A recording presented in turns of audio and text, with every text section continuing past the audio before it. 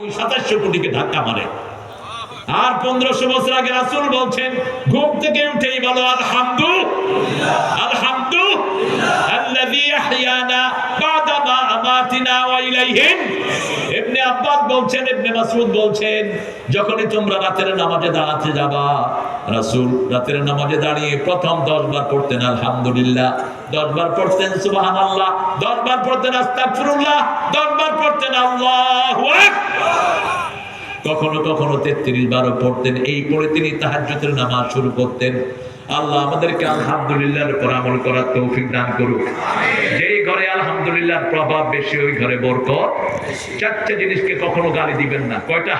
রাসূল নিষেধ করেছেন 4টা জিনিসকে। লা তাদউ আবনাআকুম, তোমাদের সন্তানদেরকে কখনো গালি দিবা না, তোমার নিজেকে তুমি কখনো গালি দিবা না, তোমার সম্পদকে কখনো গালি দিবা না, তোমার পিতামাতাকে কখনো গালি দিবা না। রাসূল বলেন, ওই ছেলের উপর লানত, যেই ছেলে বলে হে বাপ তোর মতো বাপ আমার না হলে হতো, যেই মেয়ে বলে তোমার মতো মা আমার না হলে হতো, ওই সন্তানের উপর লানত। আল্লাহ আমাদের সন্তানগুলোকে হেফাজত করেন। এই শিক্ষাগুলো এই মাদ্রাসা ছাড়া আর কোথাও। জাফরের মাদ্রাসায় আমি দেখেছি দোয়াগুলো, আজকারগুলো হিসনুল মুসলিম থেকে নামাজের পরে ছেলেরা পড়ায়। তা আমার ছেলেগুলো তো খুবই চঞ্চল আর কি, চঞ্চল মারি চঞ্চল গুলো দুষ্ট হয়েছে। তা আমি দেখি যে আমার পড়া কোনোটা পড়ে না দোয়া। একদিন গিয়ে দেখি যে ঠিকই পড়তেছে। বললাম যাক, আজকে তোরা জ্ঞানা করে ঢুকছ, তোরা এতদিন পরে। কয় আব্বা আগে থেকেই জানি তো সবার সামনে করতে হবে, এটা যাই না, এটা কই না।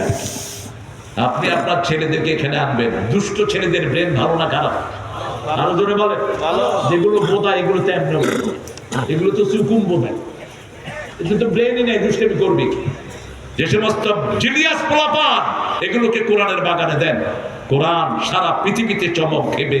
এই ছেলেগুলো কোরআন নিয়ে সারা পৃথিবী চষে বেড়াবে। ঠিক না ঠিক? আজকে মাদ্রাসার ছেলে কোথায় নাই? ডাকসুতে অধিকাংশ ছেলে কোথাকার? মাদ্রাসার ছেলে চাকসুতে কোথাকার? মাদ্রাসার, কারণ মাদ্রাসাতে সব বিষয় আছে না নাই? স্কুলে আছে বাংলা, ইংরেজি, অঙ্ক, আর মাদ্রাসায় আছে আরবি, ফিকহ, তারপরে যত সরা হাদিস সব আছে না নাই? বরকত এমনি হয়ে যায়। প্রশংসা করতে হবে কার? এবার আল্লাহ বলছেন সূরা সফের শেষ আয়াত, এই আলহামদুলিল্লাহ কিভাবে পড়বা শুনো। সুবহানা রাব্বিকা রাব্বিল ইজ্জাতি আম্মা ইয়াসিফুন ওয়া সালামুন আলাল মুরসালিন আলহামদুলিল্লাহি রাব্বিল আলামিন। আলহামদুলিল্লাহ যেখানে বরকত বেশি, আলহামদুলিল্লাহ পড়বেন, কোনো হিসাব দিবে না, কোনো হিসাব দিতে হবে না। লা ইন শাকারতুম লা আযীদান্নাকুম, যদি শুকরিয়া আদায় করো সব বাড়িয়ে দেব। কিন্তু কি বাড়াবেন বললেন না। কার কি প্রয়োজন এটা জানেন কে? আল্লাহ জানেন। কিভাবে শুকরিয়া আদায় করবেন? সূরা বাকারা 152 নম্বর আয়াতে আল্লাহ বলছেন, ফাযকুরুনি আযকুরকুম ওয়াশকুরুলি ওয়ালা তাকফুরুন, তোমরা আমার জিকির করো, আমি তোমাদের জিকির করব। কিন্তু এখন আমরা আল্লাহর জিকির না করে বহু আল্লাহর জিকির আমাদের দেশে হয়। ঠিক তবে ঠিক? সেই আপনাদের কুমিল্লার কিছু বাসমতি চাউল কি জিকির এরা শিখায় মানুষকে। কি জিকির শিখায় বলেন তো? হ্যাঁ, যাক, এগুলো আপনারা মুখে নেন না। জিকির বলতে একজনের, তিনি কে? তিনি কে? খবরদার অন্য কোন জিকির যেন জিহ্বা না আসে। আল্লাহ এই জিহ্বাকে অবশ করে দিবেন, এই জিহ্বার শক্তি ছিনিয়ে নেবেন। কারণ জিহ্বা দিয়েছেন কে? আলাম নাজআল লাহু আইনাইন ওয়া লিসানান ওয়া শাফাতাইন, সুন্দর দুটি চোখ তোমাকে দিয়েছি, সুন্দর দুটি ঠোঁটের মধ্যখানে একটি সুন্দর জিহ্বা দিয়েছি। জিহ্বার চোখের মতো অবাক করা জিনিস পৃথিবীতে আর হতে পারে?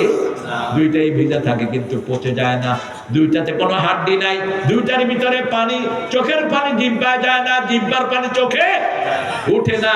জিহ্বার পানি, পানি দিলেই আপনি জিহ্বা পানি পায়, কিন্তু একটু পরে জিহ্বার পানিতে এমন এমন এক আকর্ষণীয় জিনিস হয়, এটার মধ্যে কিছু পড়লেই ওটা হজম হয়ে যায়। কতটা স্বাদ? 7টা স্বাদ জিহ্বাতে, আর চোখের 7টা রং। চোখের পানি শেষ হয়ে গেলে পৃথিবীর একটা দেশ সাপ্লাই দেয়, জার্মান, অন্য কোথাও এই চোখের পানি পাওয়া